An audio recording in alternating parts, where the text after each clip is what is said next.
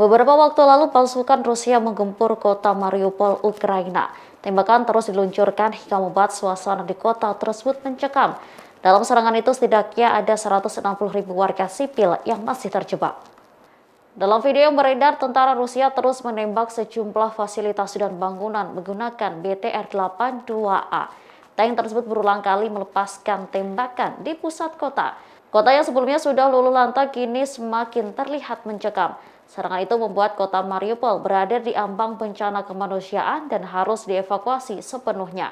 Hal itu disampaikan oleh Wali Kota Mariupol, Vadim Boychenko pada Senin 28 Maret 2022. Boychenko menyebut sekitar 160.000 warga sipil masih terjebak di kota pelabuhan. Mereka bertahan tanpa aliran listrik, sedikit makanan, dan pasokan air bersih. Ia menambahkan bahwa sudah ada 26 bus yang sedang menunggu untuk mengevakuasi warga sipil di kota Mariupol. Akan tetapi pasukan Rusia tidak setuju untuk memberi warga jalan yang aman.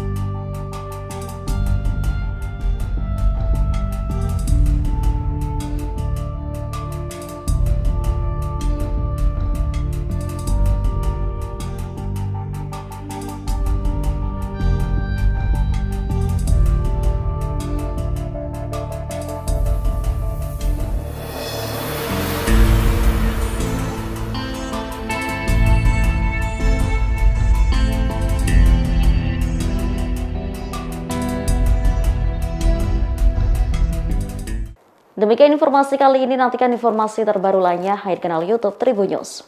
Terima kasih sudah nonton, jangan lupa like, subscribe, dan share ya!